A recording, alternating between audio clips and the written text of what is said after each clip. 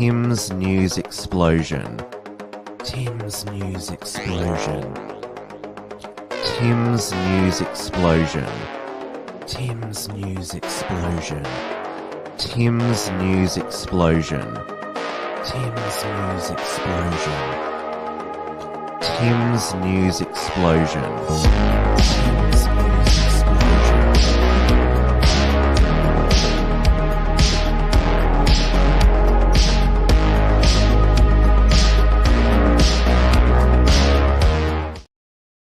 Hello, everyone, and welcome to this week's Tim's News Explosion on this Monday, the 24th of July, 2023. We are live on the Wilmsfront YouTube channel, the Wilmsfront Odyssey channel, and the Wilmsfront Rumble channel.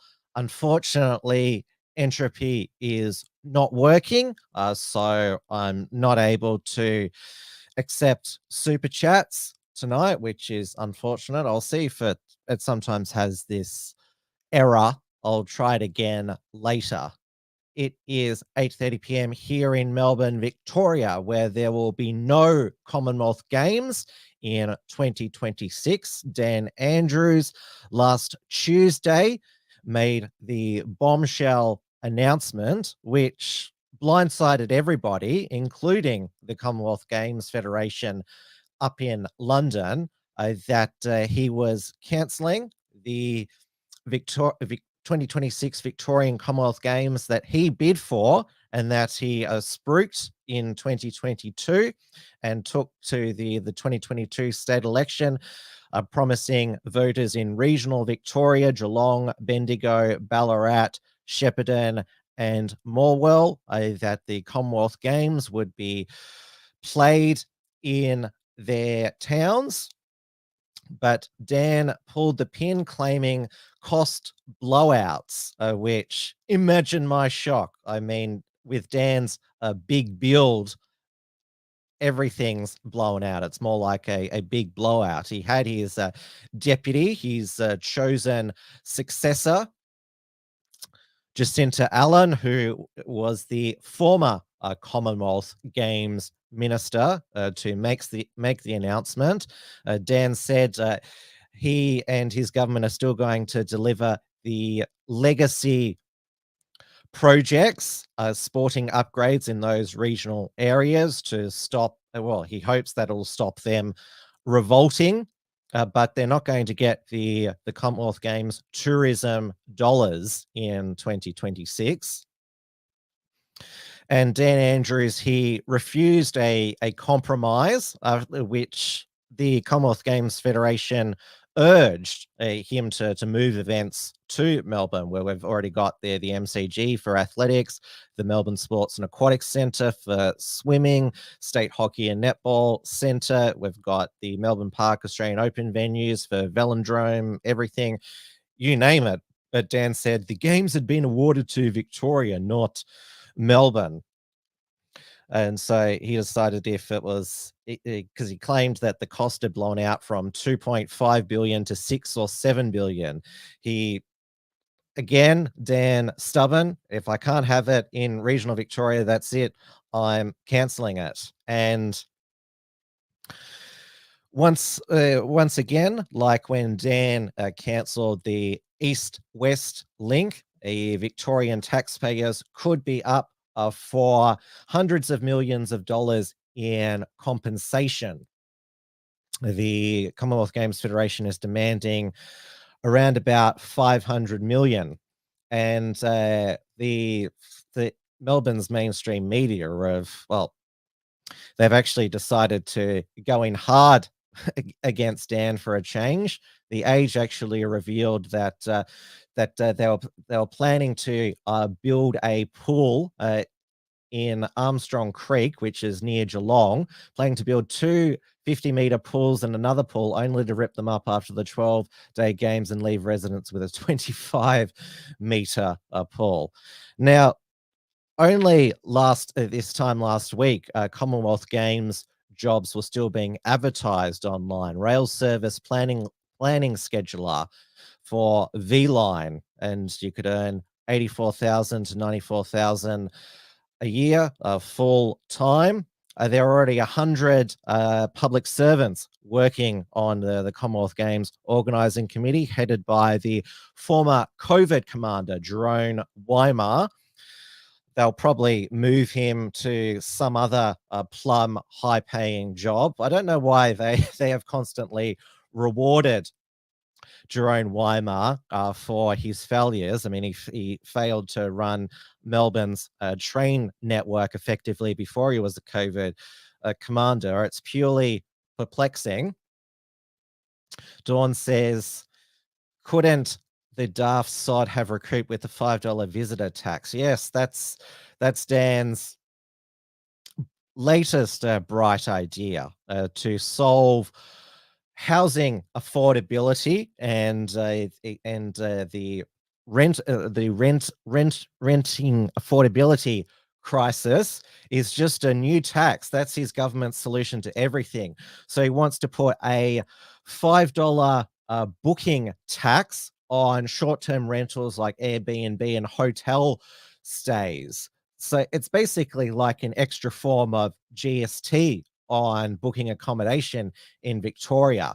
And Dan says that the money would be funneled in to affordable housing. So we're not going to pocket the money to prop up our budget and other projects. It's going to be to helping Victorians get a home. And Dan also said that he, in another interview with The Age, said that he wanted to end urban sprawl and build up in the inner suburbs. So as I've previously said, his suburban rail loop, which is going to cost $125 billion over 30 years at least, the super stations, they are planning to build lots of apartments and accommodation and services around the stations, such as Cheltenham, Glen Waverley, Box Hill. So you name it. Now, Dan Andrews, he obviously would have focus grouped the cancellation of the games that he bidded for. He said it couldn't have been foreseen, these cost blowouts, even though he'd overseen them. He tried to scapegoat the tax accounting firm EY, claiming that they got it wrong. Sorry, not tax consulting. I mean, accounting consultancy firm EY, formerly Ernst & Young, claiming that they got the costings wrong, trying to deflect blame from them. And of course said, I make no apologies for not ripping money out of schools and hospitals. Now, it is popular cancelling the games. I mean, it doesn't really affect anybody. They just sort of think, well, if it's too expensive, then yeah. And the Commonwealth Games isn't that important either. It's not like it's the best in the world. But Dan obviously wasn't counting on the severe backlash in the sporting community. Also, the fact that his popularity would take an immediate nosedive with a snap Roy Morgan poll showing that his approval rating is now in the negative, and the two-party preferred with the coalition has dropped from 61-39 to 53-47. He's still ahead, but not by too much. I mean, it's just still so majority of Victorians still find the Liberal opposition absolutely hopeless. And of course, Dan didn't like that the Melbourne press pack were asking him tough questions, and he came up with a new way to gaslight them, because they were asking him too many questions that he didn't like. This is quite extraordinary. In the time that you've been here with me, have I walked away from one of these? No. Therefore, there's no need. Therefore, with the greatest of respect, there is no need for you to be machine gunning questions at me. I will answer the question. You may not like the answer, but I'll answer the question. Okay, just be very clear. I am not going to be conducting negotiations here while actual negotiations are being conducted in London. But we're having a negotiation that is altogether more cordial than this press conference, I might say, in London, and that's where our focus should be. See, questions of violence, according to Dan Andrews, the journalist asking him questions, it's like he's being machine gunned. Now, isn't it, it's perplexing that because cancelling the Commonwealth Games, it doesn't really affect the lives of ordinary Victorians, apart from the extra money on the state debt. Unlike his decision to implement 6 lockdowns during COVID, lock us in our homes 23 hours a day for 256 days a year, Dan Andrews got re-elected despite that the police state that he implemented in the name of public health. But it could be the cancellation of the Commonwealth Games that leads to his downfall.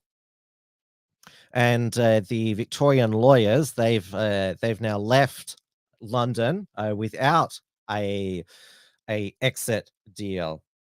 I wonder if Dan Andrews and the Victorian government are considering stiffing the Commonwealth Games Federation, not paying them anything. I mean, that would be a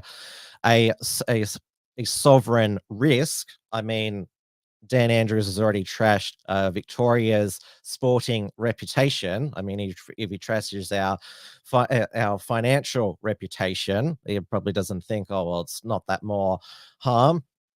Naughty Design says, do people still defend him? Yes. A PR guy, 17, and of course, Dan Fangirl, they praised him for bidding for the Commonwealth Games, and then they praised him for cancelling it. And commentators have been right that the cult of Dan Andrews, it's like the cult that people accuse Donald Trump of being the leader of. I mean, Dan Andrews could shoot people in the middle of Swanston Street, or to use a more local metaphor, run down people in Swanston Street, and there'd be PR guy 17 and Dan Fangirl defending him. Like, this is how insane the cult of Dan Andrews is.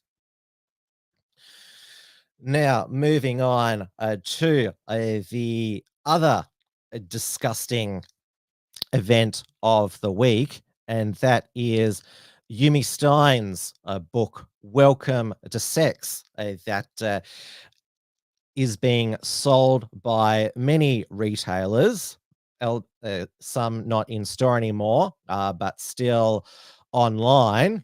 And it's part of a whole series of books aimed at children that Yumi Stynes and her co-author, Dr. Melissa Kang, who used to answer the Dolly Doctor questions in the former Dolly magazine. So there's Welcome to Your Period, Welcome to Consent, Welcome to Your Boobs, and Welcome to Sex. Now, our Dolly magazine was around when I was a teenager, and to show how immature me and my friends were, we used to read a Dolly Doctor for a bit of a laugh. We always couldn't believe that there were these teenage girls who'd contact Dolly magazine with these really personal sexual questions. And now Yumi Stynes on her Instagram, she's a trash third wave feminist. She has her pronouns in her bio with the rainbow, not rainbow flag, but just the rainbow symbol there. And now Yumi Stynes has been a trash media personality all her life. I wrote about her CV way back in 2019 when she accused Kerry-Ann Kenley on Studio 10 of being racist because she cared about Aboriginal women and children being sexually assaulted in remote Indigenous communities. She was also commissioned by SBS for a documentary, Is Australia Sexist?, where she shamed a man on national television. I'll bet she blurred his face out because she sent him a sexually, he sent her a sexually suggestive message on a dating app. She was also a speaker at the 2019 Sydney Women's March, and she was one of the panelists on the former Channel 10 show The Circle, where she decided it would be funny to claim that Ben Smith didn't have a brain. He did some modeling pics where he was at a pool, and Yumi Stynes said, "Oh, he's jumping to the bottom of the pool to find his brain," and that. And of course, that didn't go down well. She claimed she was misinterpreted, that she was claiming he was so perfect that how could he have a brain as well? So it was our fault for misinterpreting our fault for misinterpreting her joke. And now Yumi Stynes claims that she hasn't had a gig since The Circle was cancelled in 2012, even though she has had that SBS documentary. She has been on FM radio as a co-host of the 3 p.m. Pickup, and also she has an ABC podcast, Ladies We Need to Talk. Now, the ladies in the YouTube live chat, you would agree that who is Yumi Stynes to say, ladies, we need to talk? What gives her the authority to say we? So, I can't stand people who title things we. Who's we? Who gives you the authority to force us to have a discussion on whatever you want? But Yumi Stynes, after the backlash, she did a media blitz. This is what she told the Project.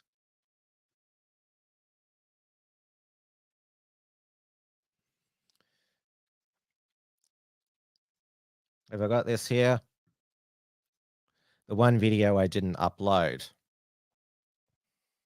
But yeah, she's now claiming that she's the victim now. The fact that there's been a backlash against her book, which she said was researched by multiple people, and that that it was supported by the publisher. She, of course, on her Instagram, this is what, yeah, I've got the footage here. Some of those real-world consequences include the fact that I'm not on television anymore, Hamish, to be quite honest. Like, since that controversy in 2011 around a comment I made around Ben Smith, Channel 10 hasn't given me one paid job besides some appearance on some show one time. So real-world consequences, yes.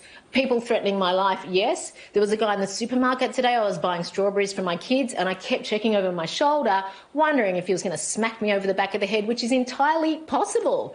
So, yeah, the real-world consequences, I feel, still to this day. And I think people who think that they're not involved and they're not culpable definitely are.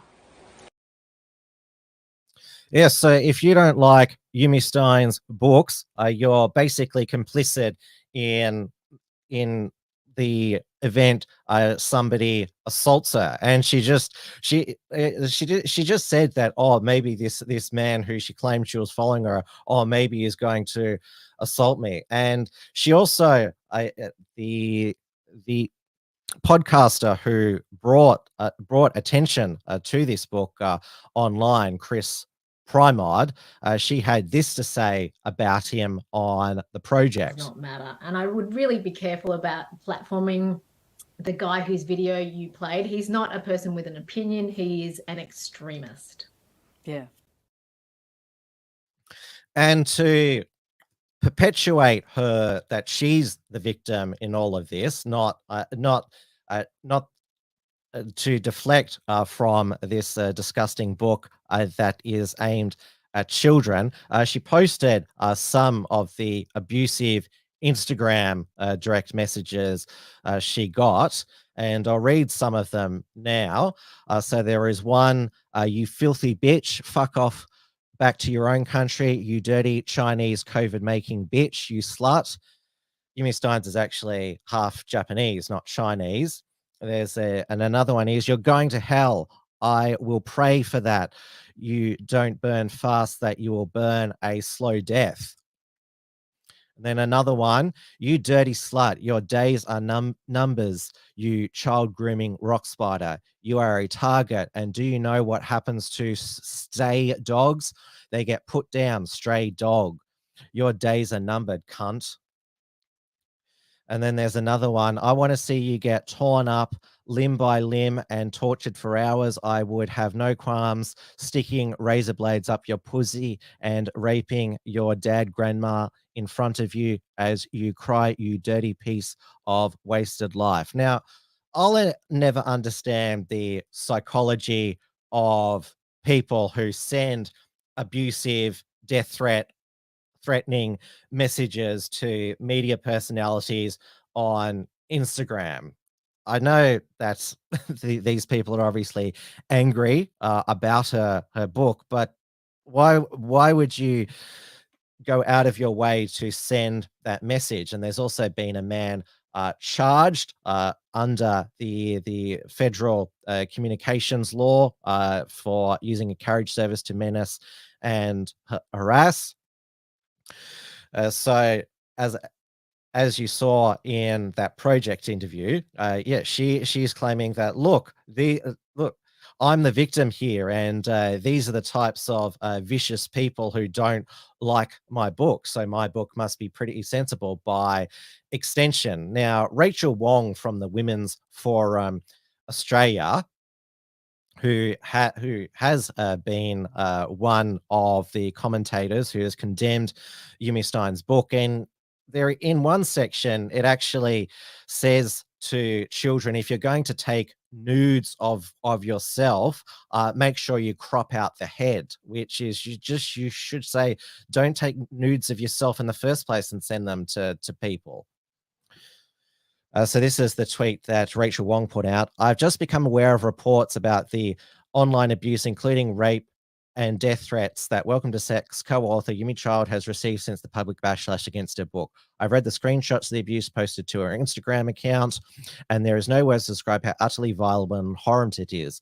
As a woman who has worked in public advocacy for many years, I've received my fair share of vulgar, violent, racist online trolling, and I wouldn't wish that on anyone. I believe there are critical child safeguarding issues around Yumi's book, and I will continue to call these out, but I categorically condemn the attacks against her and indeed any abuse that has taken place as a result of disagreements around this book. It is our right to disagree with one another, and indeed disagreement is vital for a free and decent society, but it must always be civil. There is never any justification for those abusing those we disagree with. In my opinion, Rachel Wong shouldn't have fallen into the trap, which is by disavowing these random threats, she is falling into the trap that Yumi Stynes and her supporters are perpetuating, that, by being against her book, you are complicit in these. And so Rachel Wong has put out this tweet, I disavow. But Ralph Babette of the United Australia Party, he put it the best, saying, I receive plenty of abuse myself. It comes with a job and being in the public eye. I will not allow Yumi and the media to change the narrative into her being a victim.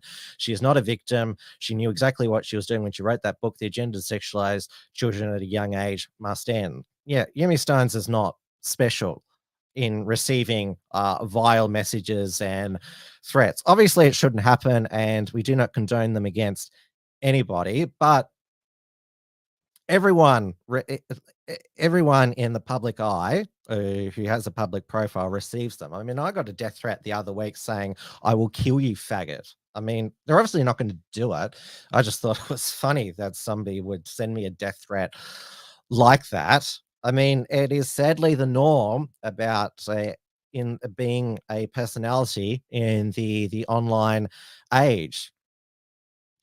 And some of Yumi Stynes' other words of wisdom is, so this is from Mamma Mia. She's part of the Mamma Mia mummy blogger crowd. Mamma Mia was founded by Mia Friedman, who edited women's magazines along with Lisa Wilkinson. There's another one in this gang of muggy bloggers, M. Rasciano, who made a vagina special for Network 10. I will say no more. And so Yumi Stynes says that you need to get consent to put sunscreen on your child's face. We say to our kids, come here, I need to put sunscreen on your face. And we pin them down and literally go against their wishes and override their consent to smear sunscreen on them.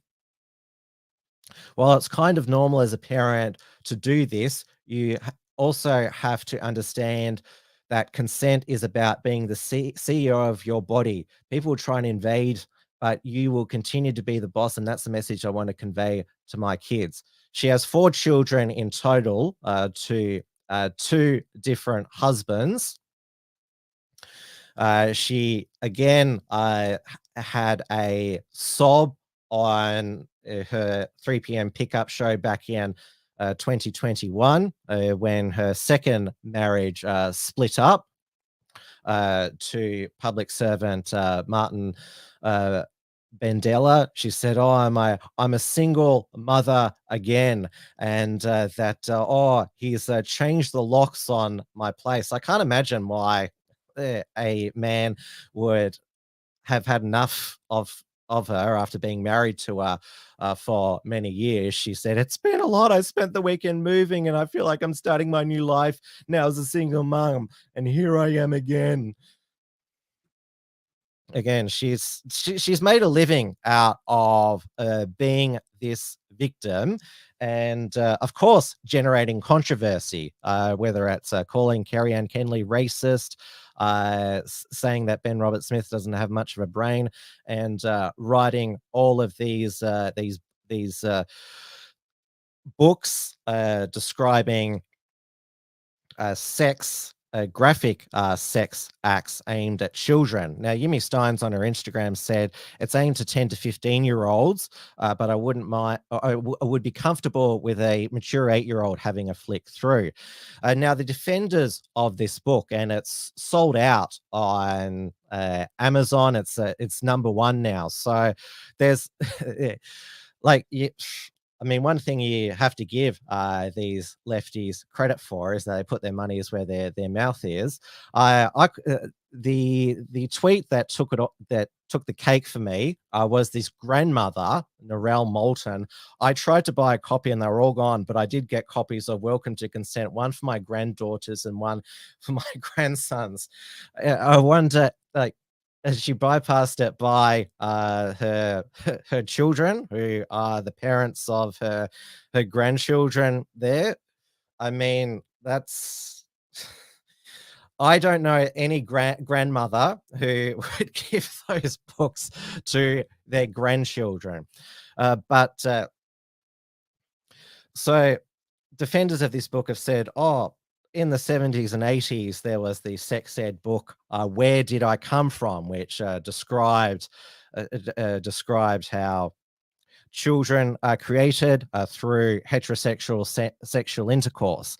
But that's obviously describing sex in a procreation context. With Yumi Stynes' book, it talks about anal sex, fingering, and scissoring. You can't make babies up the butt. You can't make it through scissoring or through fingering, but you can make sexually transmitted diseases through those acts. I covered last week how anal play is responsible for a gastro outbreak. So, to summarize, I don't think this book should be banned, but certainly I would totally discourage parents from buying it for their children as a form of sex ed. And probably Dan Andrews will assign it as part of the sex ed curriculum in Victoria. Last year, Bernie Finn, formerly MLC, sadly lost his seat at the election, told us about some of the sex ed homework children get in Victoria. I wish to raise a matter this afternoon for the attention of the Minister for Education, and I have to say it is not often in this job. I am absolutely shocked. I thought I'd seen everything, but this one is just beyond words. It is a note from a constituent who says, "Hi Bernie, this is a worksheet that my 10-year-old daughter brought home from school," and it includes a photo of the worksheet. "Part of her homework was to discuss with her father his erections and ejaculation. I find this very disturbing and sickening, as indeed do I have to say. I have complained to the school and was told it was just part of the curriculum. Can you advise who else I should make a complaint to?" Well, I could go on for days who she could complain to. "My daughter still plays with dolls and writes letters to the Tooth Fairy. There is no way any little girl should be told to ask these questions." Well, so say all of us. What the hell is going on in this state when 10-year-old girls are told to go home and talk to your father about his erections and about his ejaculations? What the hell is going on here? How the hell are we supposed to protect our kids when this sort of perversion is in our schools? This is what is being dished up to them on a daily basis in a primary school, not even a secondary school, a primary school.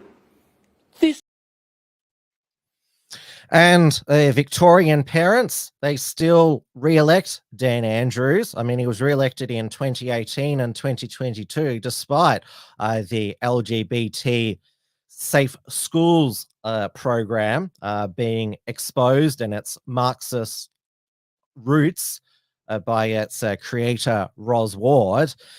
I mean, I'm very black-pilled about the parents of Victoria. They just seem to don't care. And the fact that there's enough people to sell out Yumi Stynes' book, I mean, it's the same sort of people who are buying the Thomas Mayo book about the voice.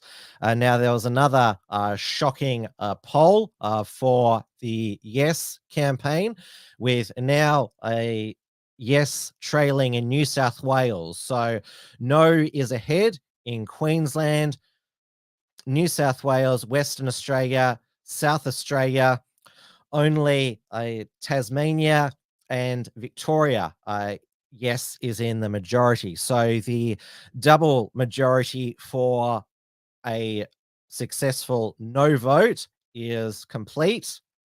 And I am very confident that it is going to go down spectacularly, this voice. Anthony Albanese had a very a very tense exchange with Ben Fordham on 2GB. He claimed Ben Fordham was asking, after the voice, when does truth-telling and treaty come into it? Because that's in the Uluru Statement of the Heart. And he said that's not what this referendum is about. Though the Australian newspaper has just got a hold of this footage of Albanese dancing in a voice treaty truth shirt.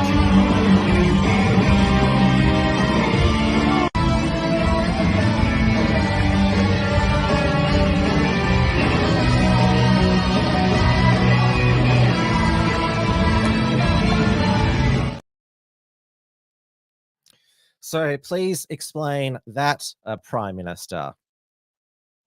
But Anthony Albanese is refusing to delay or ditch the referendum. I mean, he has staked a lot of his political capital on this. Warren Mundine, who is one of the leaders of the No campaign, revealed in the Daily Telegraph yesterday that he has been suffering mental health issues. He said not because of the trolls, but just he's got his demons, which we all have. A lot of people have. I mean, he and Jacinta Price are called all sorts of disgusting, racist names. And the Age newspaper also did a puff piece on Thomas Mayo. He said, well, I'm not a lifelong activist. I was just a wharfie who got involved with the union movement during the waterfront dispute of 1998. And I am part of the Yes campaign, was on the committee because I care about the issues. So it's nothing to do with my communist agenda.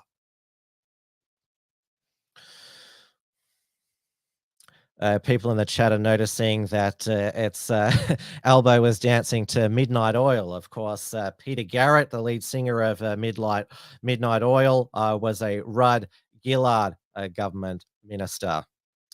Now let's go over to New Zealand, where there has been a doozy of a political scandal.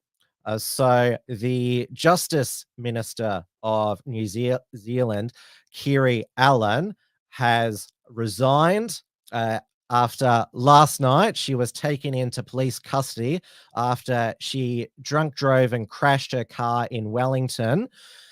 And she resisted arrest, screaming, "Don't you know who I am?"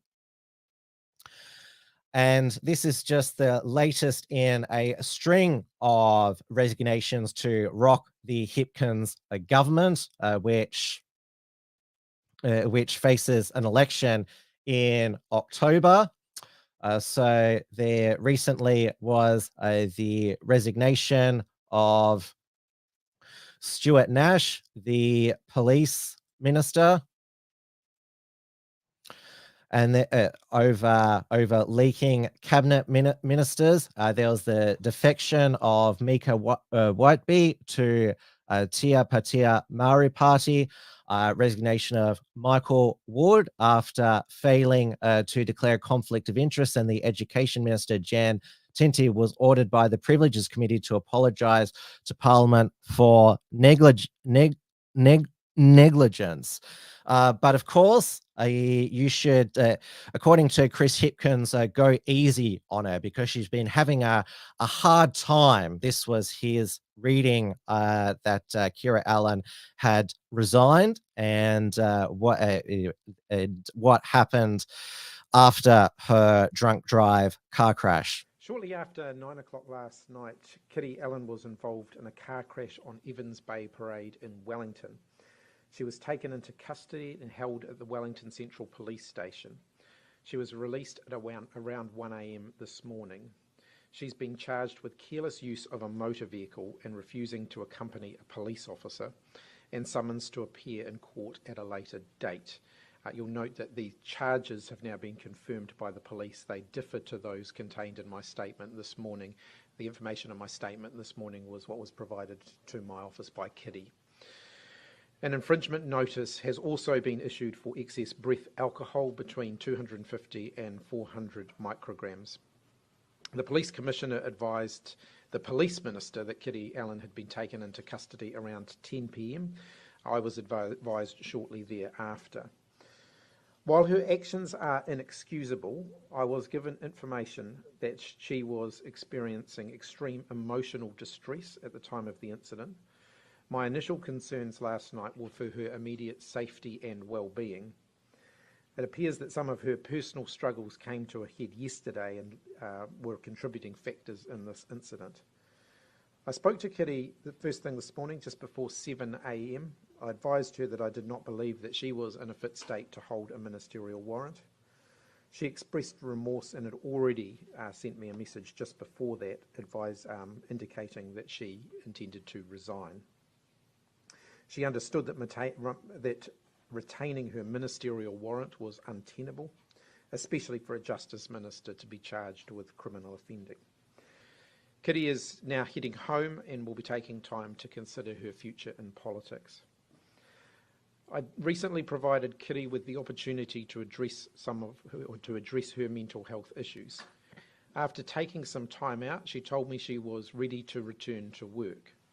Those who saw her last week in the House and here in the Theaterette launching the ram raid policy would have observed her at the top of her game. Last night's incident, however, is evidence that there are not always quick fixes when it comes to mental health, and things can flip very quickly and without warning. The best thing for Kitty right now is to focus on her whānau and her well-being, and to be away from Parliament. I'll confirm the reallocation of her portfolios later this afternoon. Prime Minister, how... Lady of Charlotte asks, what is a woman, Chris, asking for a friend?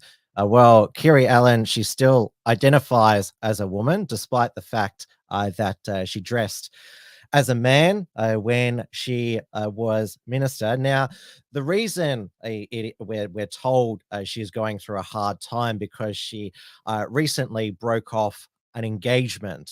She was one of the first New Zealanders to enter a same-sex marriage and had a child with her wife. I don't know how that happened, but they got divorced, and she was engaged to another woman, and now they have broken up, and that's apparently contributed to her mental health. She was also accused of bullying her staff as well. Lady of Charlotte, is Chris Hipkins gay? No, he is not. He's just a beta soy labor man.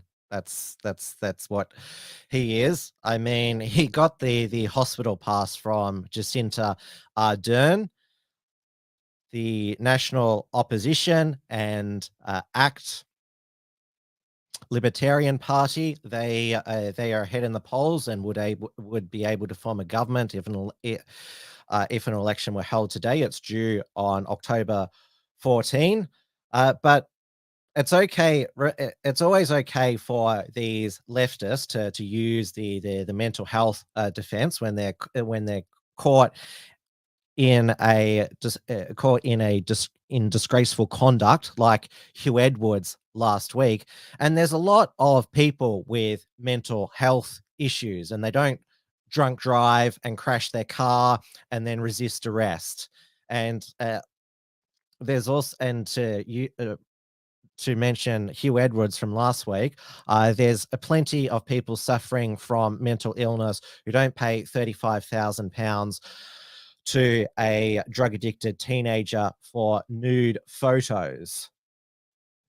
Now, Auckland last week was the scene of, staying in New Zealand, a fatal mass shooting at a construction site. The two victims have been named, Solomano Tuto and Tupako Silplono.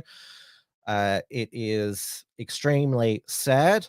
So they were shot by a employee there on who was working with them on work release. So the perpetrator's name, Matu Reid, he was initially on home detention but had temptation to travel to the site for work. It's still not known how he got the gun. So there's New Zealand's gun control for you. Now, Chris Hipkins said that it wasn't terror-related, it was just workplace violence. I know that workplace violence is obviously used as a cover for terrorist attacks, but it legitimately was workplace violence. He had an ankle bracelet, but because they saw him going to work, they didn't think anything was up. But yeah, New Zealand, obviously, they had that knife terrorist attack at a Countdown supermarket in 2021, and then there was another Countdown slasher in Dunedin earlier in 2021, but it was put down to a mental health episode. Maybe the stabber heard a dog barking, and that triggered a mental health episode. Now let's go over to the US, where Donald Trump has said that he is facing a third criminal indictment, the second one from special counsel Jack Smith, this time on January 6th. So they're finally going to, Jack Smith is going to find something to charge him with. Jack Smith has already charged him for alleged mishandling of classified documents, and then Fat Alvin Bragg, the district attorney in New York, has charged him with falsifying business records for the alleged hush money paid to Stormy Daniels. They still want to charge him over his phone call to Georgian Governor Rod Kemp. I don't want to. I can't remember his first name, so I don't want to get it wrong. Remember, he told Governor Kemp that he wanted to find some extra votes so he could win in Georgia.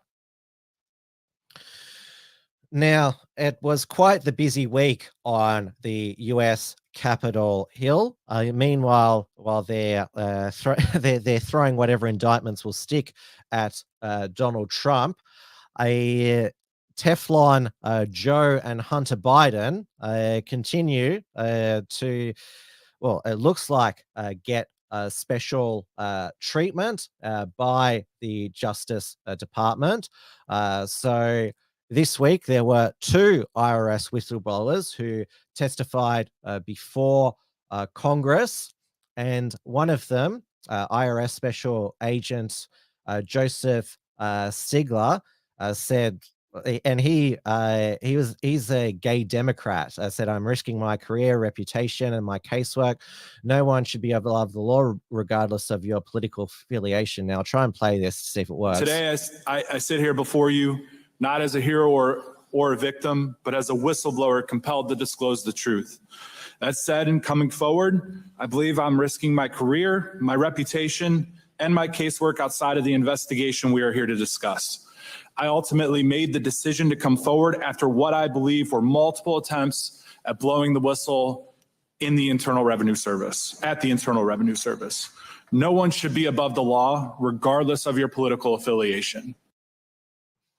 And he went on to say that some of the improper deductions that Hunter Biden claimed in 2018.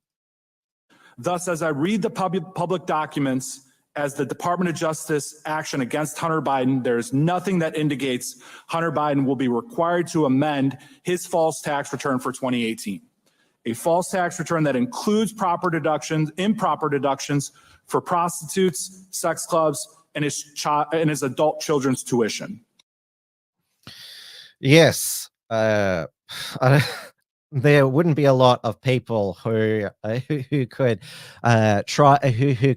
get away with claiming prostitutes and sex clubs for tax deductions. Now, Marjorie Taylor Greene, the Republican Congresswoman, she brought the committee into a ruckus when she decided to show, albeit blurred, photos of some of Hunter Biden's homemade porn.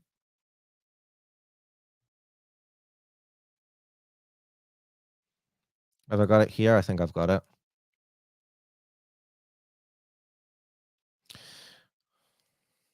No, I haven't got it. But Joe Biden, he doesn't seem too concerned. In fact, he had a snooze when he met the Israeli president. And we brought Israelis and Palestinians together at a political level, and Akko and as well as Shram. Yes. And as I affirmed the Prime Minister. Yeah, that's quite a disrespectful way to treat a visiting dignitary. Now, we also had on Capitol Hill the congressional hearings into social media censorship instituted by the US agencies, the Justice Department, FBI, Department of Homeland Security, and Robert F. Kennedy Jr., who, of course, was smeared last week as an anti-Semite because he mentioned that COVID, it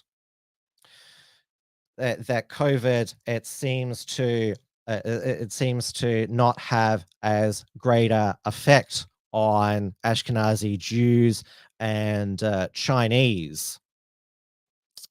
Now, he put out a ferocious defense of himself. Don't know where all my footage has gone. I saved it somewhere.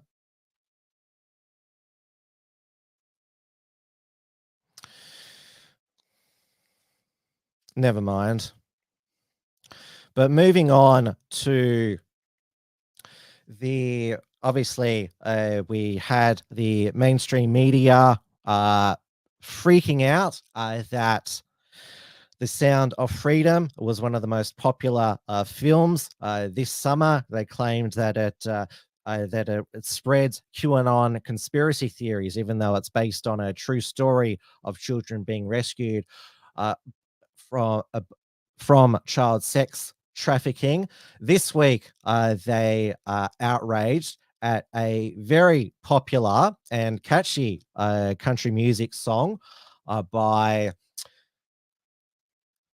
Jason Alden, Try That in a Small Town, which references the BLM riots and the looting that happened in 2020, saying, try this in a small town. Country Music Television, which is owned by Paramount Global, which also owns MTV, has pulled it because they accuse him of promoting lynching and racism. And he tweeted that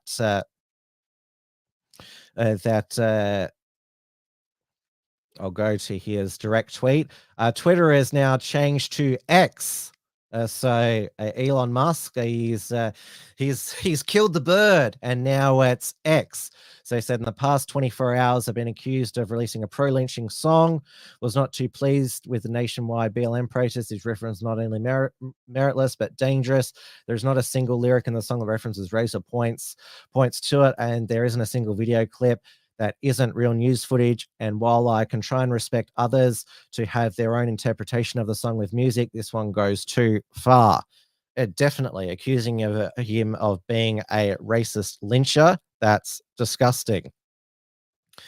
Now, of course, one thing that the liberal freaks wouldn't try in a small town is trying to force a retail and service staff to respect their pronouns. You remember the GameStop ma'am from a number of years back? No, we're not doing credit.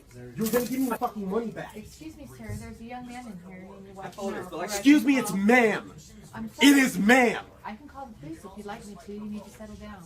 You need to settle down and mind your business, okay? Ma'am, once again, ma'am. I said both of you. No, you said sir. Once again, it's ma'am. I actually said both of you guys. It was a general. Right beforehand, you fucking said sir. Sir? Okay. Motherfucker, take it outside. If you want to call me sir again, I will show you a fucking sir. I apologize. Motherfucker. I apologize now. Now we have the sequel, which is this clear woman in a car dealership demanding to be called sir.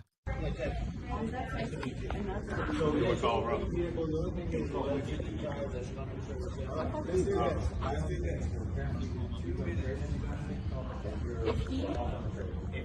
you understand gender, you fuck? Yeah, call the police on gender normativity. Thank you, prick. Are you manager? Obviously not. You lied about that, you fucking prick. That is my manager. Lie. Who calls the police? I'm fucking sir!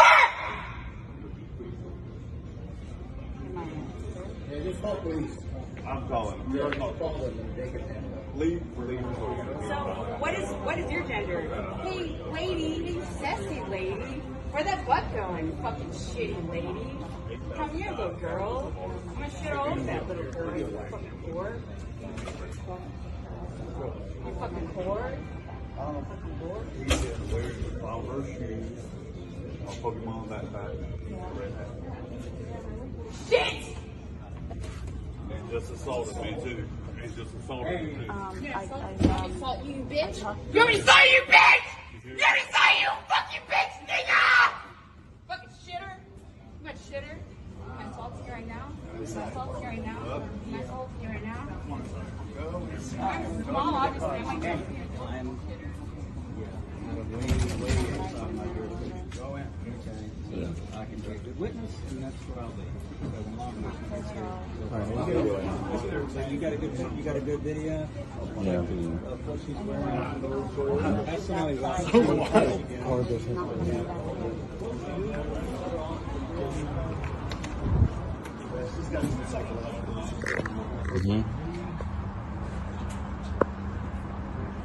Aaron? No, she's walking. Honestly, she's walking.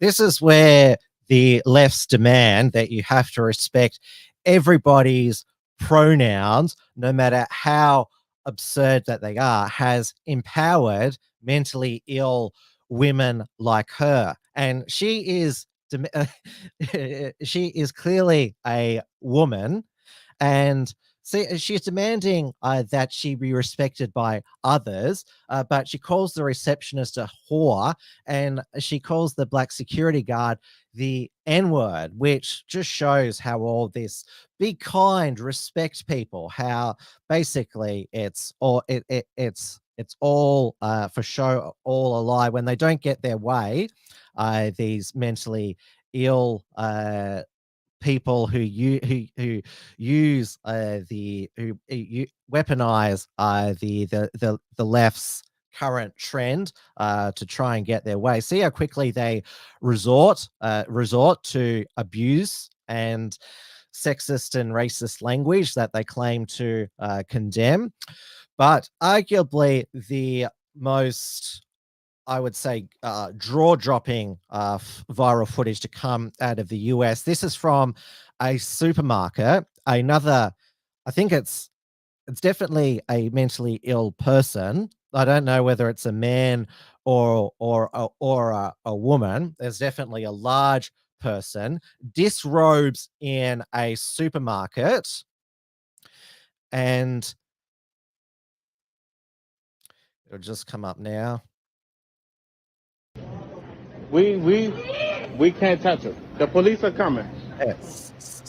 Yeah, the security guard calls him, but it looks like a fat, obese woman smearing almost every item in the bakery department all over her naked body, and the store staff are not allowed to touch her because, well, they have a non-confrontation policy and have to wait for the police to turn up. Again, this is how, because in the US, remember, in Democrat-run cities, shoplifters are not charged, and so mentally ill people are emboldened to behave like an absolute animal. Like, this is like a hippo escaped from the zoo, disrobed in the supermarket, and is destroying all of the bakery stock and smearing it over her naked body. And the Twitter version, because X still allows nudity, you see the entire like the full graphic of her smearing. So yes, this is how the basically excusing mental illness, that they're the victim. It's emboldened these type of mentally ill people to just behave in disgusting ways. Now, moving on to the UK, there was a super Thursday of 3 by-elections triggered by the resignation of Boris Johnson and his allies Nigel Adams and Nadine Dorries. Now, it was quite a surprising result in that in Boris Johnson's London-based seat. It was retained by the Conservative Party, Steve Tuckwell, only just in the Selby and Ainsty by-election, which was held by Nigel Adam. That was won by the 25-year-old Labor candidate, Keir Alexander Mather, and for the seat vacated by Nadine Dorries in Somerton, the Liberal Democrat Sarah Dyke won. Now, the reason why there was the surprise retention of Uxbridge and South Ruislip in London, the Labor strategist blamed the Labor Lord Mayor Sadiq Khan rolling out the ULEZ zone to everywhere all throughout London. But the deputy Labor leader, Angela Rayner, remember, Labor is like 30 points ahead in the polls.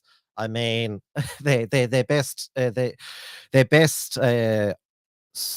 hope strategy is, if Sadiq Khan doesn't abandon ULEZ, is that London voters take their baseball bats out on him at the May 2024 London mayoral election, and but still vote for the Labor Party at the general election, which will be held later in 2024 at the latest. But Angela Rayner decided to defend the ultra low emissions zone charge system, which I've covered this on the show before.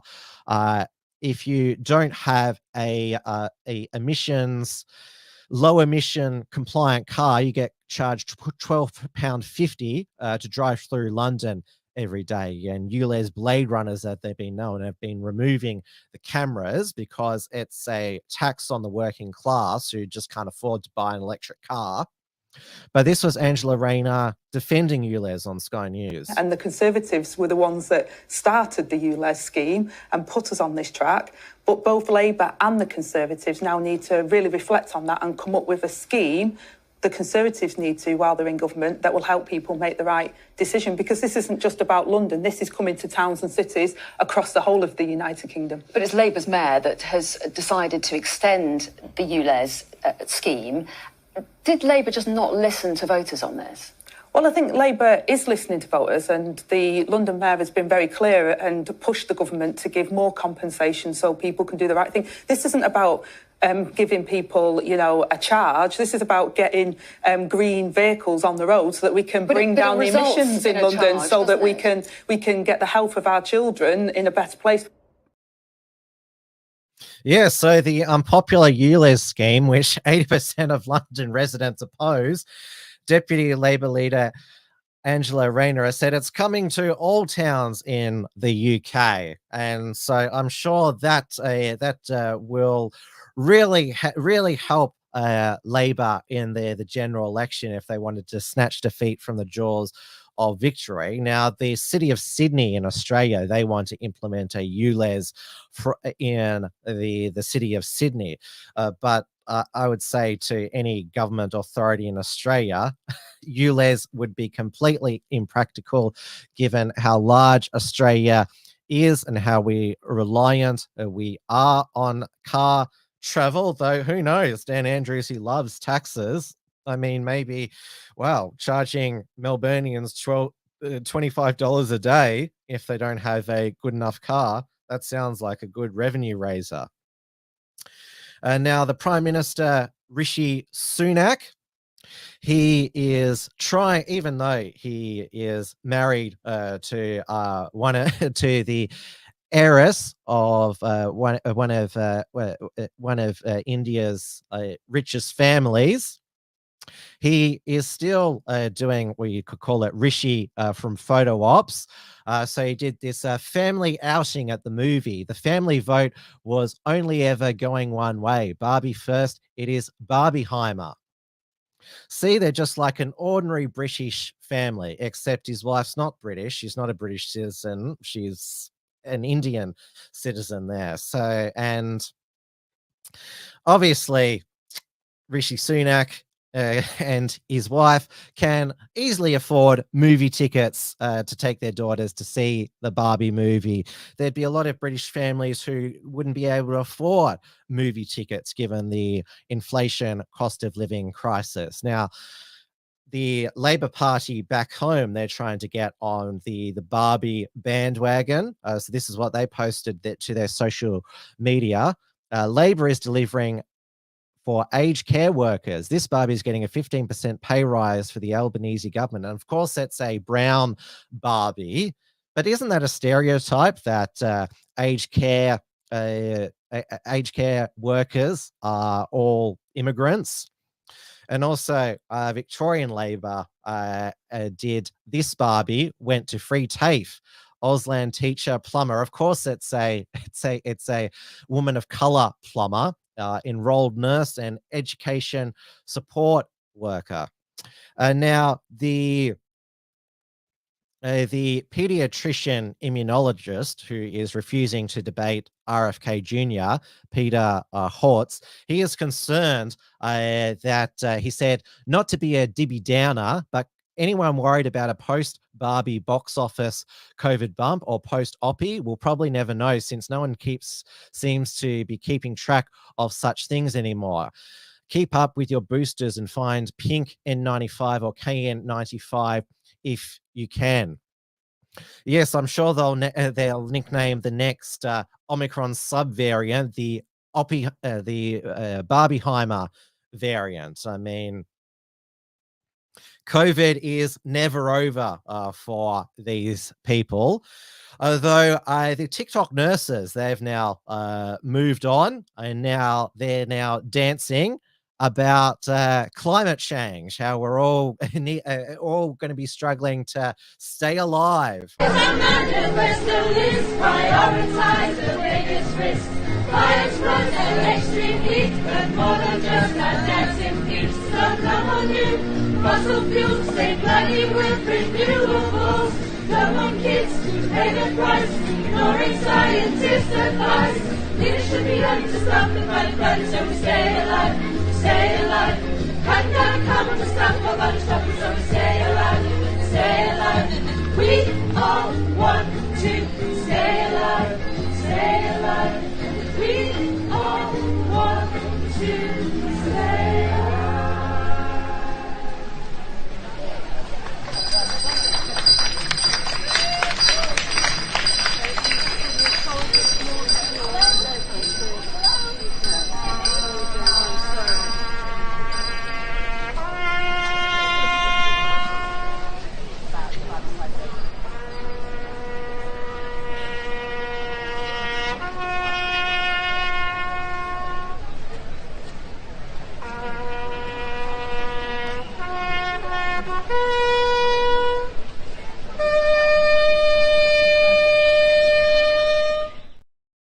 Yes, the hospitals are so overwhelmed that these nurses are having to treat mock patients who are pretending to be suffering from extreme heat stroke.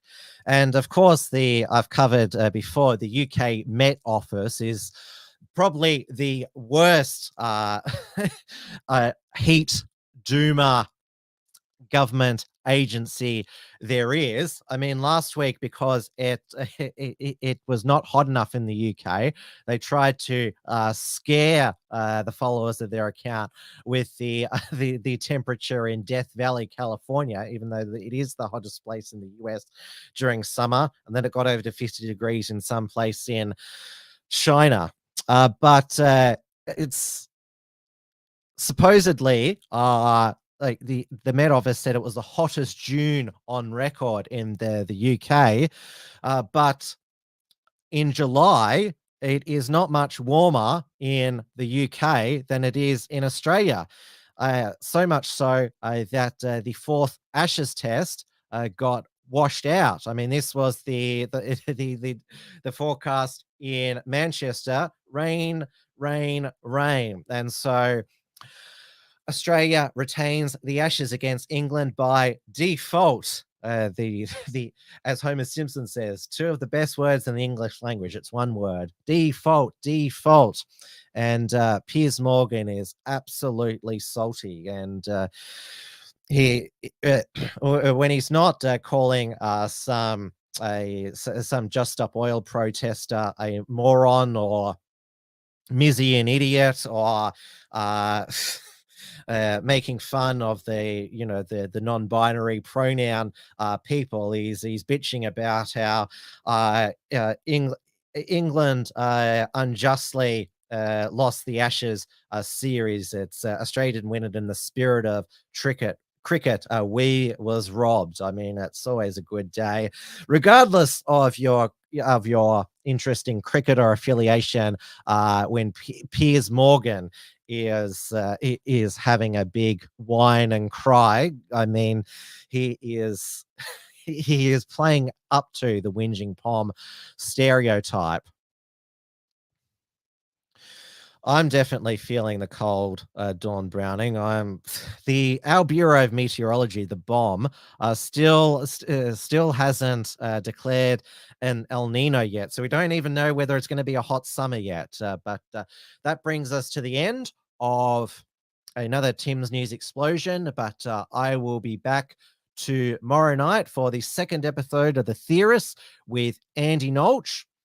So make sure you subscribe to the Theorist YouTube channel. We had a cracker of a premiere show last week. We've got lots to discuss tomorrow night.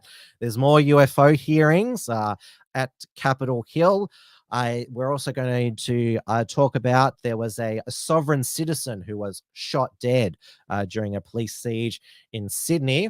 And Andy wants to talk about what's happening in Israel with the massive protest against Benjamin Netanyahu, who has just gone in for surgery. Now, because Entropy wasn't working tonight, if you want to support The Unshackled, you can take out a premium membership at theunshackled.net/membership. Bronze $5 per month, silver $10 per month, $25 per month, platinum $50 per month. So make sure, so we can continue to bring you Unshackled productions and produce news articles. I will post it in the live chat, the link to the Theorists channel there. If you haven't subscribed, and make sure you click the bell to allow notifications. There is not a link for the show yet.